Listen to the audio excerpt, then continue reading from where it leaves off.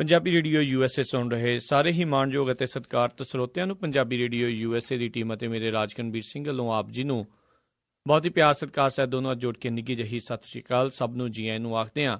ਸਰੋਤਿਓ, ਅੱਜ ਦੇ ਦਿਨ ਹੁਣ ਤੁਹਾਡੀ ਅਸੀਂ ਇੱਕ ਵਿਸ਼ੇਸ਼ ਗੱਲਬਾਤ ਕਰਵਾਉਣ ਜਾ ਰਹੇ ਹਾਂ। ਡਾਕਟਰ ਹਰਜਿੰਦਰ ਸਿੰਘ ਦਲਗੀਰ ਉਹਨਾਂ ਦੇ ਨਾਲ। ਆਪ ਸਭ ਜਾਣਦੇ ਹੋਵੋਗੇ ਪੰਜਾਬੀ ਰੇਡੀਓ USA ਦੇ ਉੱਤੇ ਰੋਜ਼ਾਨਾ ਜਿਹੜੀ ਸਿੱਖ ਤਵਾਰੀਖ ਤੁਹਾਡੇ ਲਈ ਪੇਸ਼ ਕਰਦੇ ਹਾਂ, ਸਿੱਖ ਇਤਿਹਾਸ ਤੁਹਾਡੇ ਲਈ ਜਿਹੜਾ ਪੇਸ਼ ਕਰਦੇ ਹਾਂ। ਸੋ ਕਹਿ ਸਕਦੇ ਹਾਂ ਵੀ ਇਹ ਸਿੱਖ ਕੌਮ ਨੂੰ ਇਹਨਾਂ ਦੇ ਵੱਲੋਂ ਦਿੱਤੀ ਹੋਈ ਇੱਕ ਦਾਤ ਆ। ਇਹਨਾਂ ਨੇ ਕਈ ਸਾਲ ਘੋਖ ਕਰਕੇ, ਰਿਸਰਚ ਕਰਕੇ, ਖੋਜਾਂ ਕਰਕੇ ਇਹ ਕੱਲੀ ਗੱਲ, ਕੱਲੀ ਬਾਤ ਜਿਹੜੀ ਆ ਉਹ ਆਪਣੇ ਸਿੱਖ ਕੌਮ ਤੱਕ ਜਿਹੜੀ ਆ ਪਹੁੰਚਾਉਣ ਦੀ ਇਹਨਾਂ ਨੇ ਪੂਰੀ ਕੋਸ਼ਿਸ਼ ਕੀਤੀ ਆ। ਅਤੇ ਪੰਜਾਬੀ ਰੇਡੀਓ USA ਨੂੰ ਬੜਾ ਮਾਣ ਹੁੰਦਾ ਆ ਵੀ ਇਹ ਸਿੱਖ ਇਤਿਹਾਸ ਤੁਹਾਡੇ ਤੱਕ ਰੋਜ਼ਾਨਾ ਅਸੀਂ ਅੱਡ ਸਮਿਆਂ ਦੇ ਉੱਤੇ ਪਹੁੰਚਾਉਂਦੇ ਹਾਂ। ਤੇ ਸਭ ਤੋਂ ਪਹਿਲਾਂ ਮੈਂ ਸਵਾਗਤ ਕਰਨਾ ਚਾਹੂੰਗਾ ਡਾਕਟਰ ਹਰਜਿੰਦਰ ਸਿੰਘ ਦਲਗੀਰ ਜੀ। ਆਪ ਜੀ ਨੂੰ ਜੀ ਆਇਆਂ ਨੂੰ। ਵਾਹਿਗੁਰੂ ਜੀ ਕਾ ਖਾਲਸਾ, ਵਾਹਿਗੁਰੂ ਜੀ ਕੀ ਫਤਿਹ ਜੀ ਸਾਰਿਆਂ ਨੂੰ ਜੀ।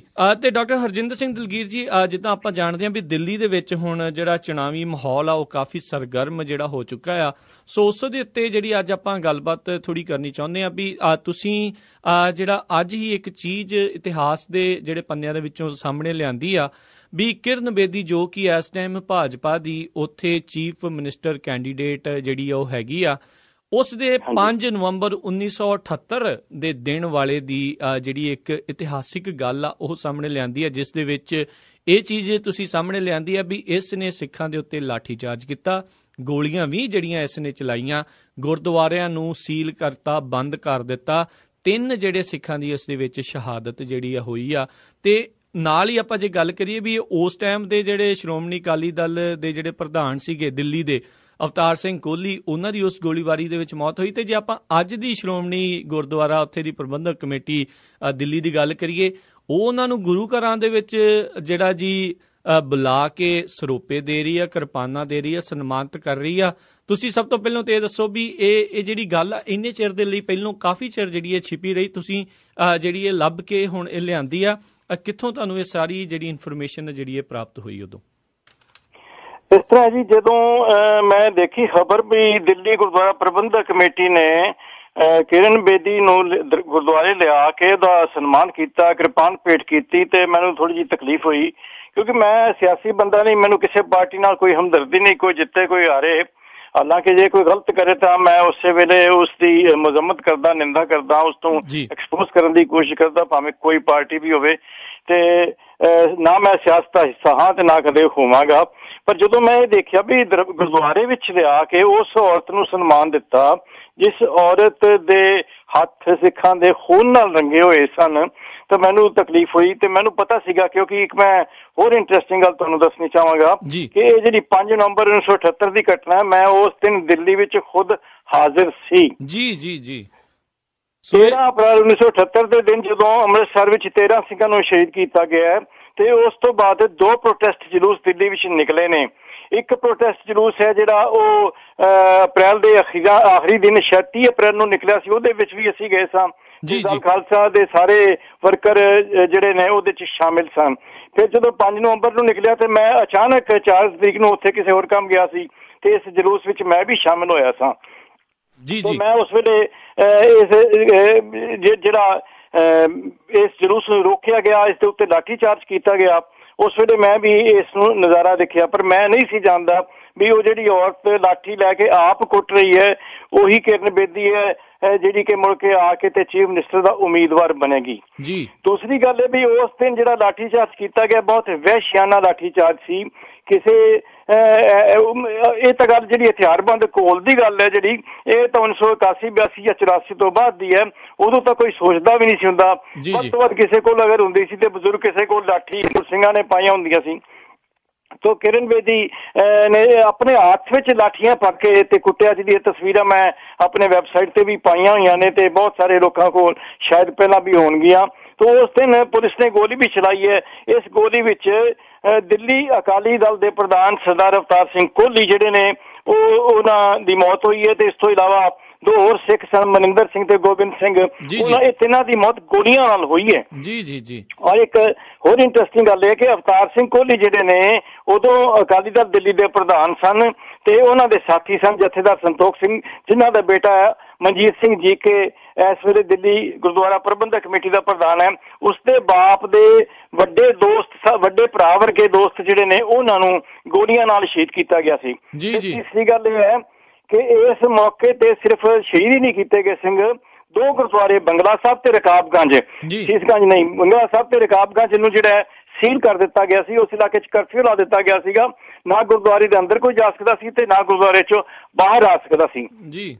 ਬਹੁਤ ਘੱਟ ਲੋਕਾਂ ਨੂੰ ਪਤਾ ਹੋਵੇਗਾ। ਇੱਕ ਹੋਰ ਇੰਟਰਸਟਿੰਗ ਗੱਲ ਚੌਥੀ, ਜਿਹੜੀ ਕਿ ਮੈਂ ਅਜੇ ਤੱਕ ਆਪਣੇ ਨੋਟਸ ਵਿੱਚ ਨਹੀਂ ਪਾਈ, ਉਹ ਦੱਸਣ ਲੱਗਾ, ਤੁਹਾਡੇ ਰੇਡੀਓ ਤੋਂ ਸਭ ਤੋਂ ਪਹਿਲਾਂ ਆਏਗੀ ਗੱਲ, ਉਹ ਇਹ ਹੈ ਕਿ ਜਦੋਂ ਇਹ ਸੀਲ ਕੀਤੇ ਗਏ ਗੁਰਦੁਆਰੇ ਕਿਰਨ ਬੇਦੀ ਦੀ ਸਦਾਰਤ ਵਿੱਚ, ਤਾਂ ਉਸ ਵੇਲੇ ਦਿੱਲੀ ਵਿੱਚ ਭਾਰਤੀ ਜਨਤਾ ਪਾਰਟੀ ਦੀ ਸਰਕਾਰ ਸੀ। ਜਨਤਾ ਪਾਰਟੀ ਵਿੱਚ ਜਨਸੰਘ ਜਿਹੜੀ ਕੌਣ, ਭਾਰਤੀ ਜਨਤਾ ਪਾਰਟੀ ਤੇ ਅਕਾਲੀ ਦਲ ਵੀ ਸ਼ਾਮਿਲ ਸਨ, ਹੋਰ ਕਈ ਪਾਰਟੀਆਂ ਵੀ ਨਿੱਕੀਆਂ ਮੋਟੀਆਂ ਸ਼ਾਮਿਲ ਸਨ। ਅਕਾਲੀ ਦਲ ਦੇ ਦੋ ਮਿਨਿਸਟਰ ਸਨ, ਸੁਰਜੀਤ ਸਿੰਘ ਬਰਨਾਲਾ ਜਿਹੜਾ ਐਗਰੀਕਲਚਰ ਮਿਨਿਸਟਰ ਸੀ ਤੇ ਸ਼ਾਇਦ ਧੰਨਾ ਸਿੰਘ ਗੁਰਸ਼ਨ ਡਿਪਟੀ ਮਿਨਿਸਟਰ ਸੀ, ਪਰ ਦੋ ਮਿਨਿਸਟਰ ਸਨ, ਇੱਕ ਮਿਨਿਸਟਰ ਤੇ ਇੱਕ ਡਿਪਟੀ ਮਿਨਿਸਟਰ। ਤੇ ਇਹਨਾਂ ਦੇ ਕਹਿਣ ਦੇ ਬਾਵਜੂਦ ਵੀ ਜਿਹੜਾ ਕਰਫਿਊ ਖਤਮ ਨਹੀਂ ਕੀਤਾ ਗਿਆ ਤੇ ਸਿੱਖਾਂ ਨੂੰ ਗੁਰਦੁਆਰੇ 'ਚ ਵੜਨ ਨਹੀਂ ਦਿੱਤਾ ਗਿਆ। 3 ਦਿਨ ਗੁਰਦੁਆਰੇ ਸੀਲ ਰਹੇ ਸਨ। ਜੀ ਜੀ ਜੀ। ਇਹ ਹਿਸਟਰੀ ਵਿੱਚ ਪਹਿਲੀ ਵਾਰੀ ਹੋਇਆ ਸੀ ਕਿ ਜਦੋਂ 1783 ਵਿੱਚ ਬਘੇਲ ਸਿੰਘ ਨੇ ਦਿੱਲੀ ਤੇ ਕਬਜ਼ਾ ਕੀਤਾ ਤੇ ਉਸ ਤੋਂ ਬਾਅਦ ਇਹ ਗੁਰਦੁਆਰੇ ਬਣਨੇ ਸ਼ੁਰੂ ਹੋ ਗਏ ਸਨ। ਤੇ 200 ਸਾਲ ਦੀ ਹਿਸਟਰੀ ਵਿੱਚ ਇਹ ਗੱਲ ਕਦੇ ਨਹੀਂ ਸੀ ਕਿ ਇਹਨਾਂ ਗੁਰਦੁਆਰਿਆਂ ਨੂੰ ਕਦੇ ਸੀਲ ਕੀਤਾ ਗਿਆ ਹੋਵੇ। ਨਾ ਹੀ ਅੰਗਰੇਜ਼ਾਂ ਨੇ ਕੀਤਾ ਤੇ ਨਾ ਹੀ ਮੁਗਲਾਂ ਨੇ ਕੀਤਾ, ਕਿਸੇ ਨੇ ਇਸ ਨੂੰ ਸੀਲ ਨਹੀਂ ਸੀ ਕੀਤਾ। ਤੋਂ ਸੀਲ ਜਿਹੜਾ ਤੀਜੇ ਦਿਨ ਜਾ ਕੇ ਜਦੋਂ ਅਕਾਲੀ ਦਲ ਨੇ ਫੈਸਲਾ ਕੀਤਾ ਕਿ ਜਿਹੜੇ ਦਿੱਲੀ ਵਿੱਚ ਸਾਡੇ ਮਿਨਿਸਟਰ ਨੇ, ਸੈਂਟਰ ਗਵਰਨਮੈਂਟ ਦੇ ਮਿਨਿਸਟਰ ਨੇ, ਉਹ ਜਿਹੜੇ ਨੇ ਇਸ ਕਰਫਿਊ ਨੂੰ ਤੋੜਨਗੇ। ਤੇ ਜਦੋਂ ਸੈਂਟਰ ਗਵਰਨਮੈਂਟ ਦੀ CID ਨੂੰ ਪਤਾ ਲੱਗ ਗਿਆ ਵੀ ਆ ਰਹੇ ਨੇ, ਇਹ ਸੈਂਟਰਲ ਗਵਰਨਮੈਂਟ ਦੀ CID ਨੂੰ ਪਤਾ ਜਿਹੜਾ ਦਿੱਲੀ ਅੰਮ੍ਰਿਤਸਰ ਅਕਾਲੀ ਦਲ ਬੈਠੇ, ਜਦੋਂ ਪਤਾ ਲੱਗਾ ਤਾਂ ਉਸ 2 ਜਿਹੜਾ ਖਤਮ ਕਰ ਦਿੱਤਾ ਗਿਆ। ਇਹ ਘਟਨਾ ਸੀ। ਜੀ ਜੀ ਜੀ ਜੀ, ਬਿਲਕੁਲ ਜੀ। ਇਹ ਇੱਕ ਬਿਲਕੁਲ ਹੀ ਨਵਾਂ ਪੱਖ ਜਿਹੜਾ ਤੁਸੀਂ ਇਸ ਇਤਿਹਾਸਿਕ ਘਟਨਾ ਦੇ ਬਾਰੇ ਤੁਸੀਂ ਸਾਹਮਣੇ ਇਹ ਲੈ ਕੇ ਆਂਦਾ ਆ, ਤੇ ਉਮੀਦ ਕਰਦੇ ਹਾਂ ਵੀ ਜਿੰਨੇ ਵੀ ਇਸ ਟਾਈਮ ਸਿੱਖ ਕੌਮ ਵਿਸ਼ਵ ਭਰ ਦੇ ਵਿੱਚ ਪੰਜਾਬੀ ਰੇਡੀਓ USA ਦੇ ਨਾਲ ਜੁੜੀ ਹੋਈ ਆ, ਉਹਨਾਂ ਨੂੰ ਇਸ ਘਟਨਾ ਦੇ ਬਾਰੇ ਜਿਹੜਾ ਪਤਾ ਲੱਗੇਗਾ ਤੇ ਅੱਖਾਂ ਤੋਂ ਜਿਹੜੇ ਉਹਨਾਂ ਦੇ ਜਿਹੜੇ ਸਾਹਮਣੇ ਪੜਦੇ ਪਏ ਹੋਏ ਆ ਉਹ ਉੱਥੋਂ ਜਿਹੜੇ ਜੀ ਉੱਠਣਗੇ। ਤੇ ਮੈਂ ਹੋਰ ਗੱਲ ਜੀ ਜ਼ਰੂਰ, ਤੁਹਾਡਾ ਸ਼ੁਕਰੀਆ। ਇੱਕ ਹੋਰ ਗੱਲ ਕਰਦੇ ਹਾਂ।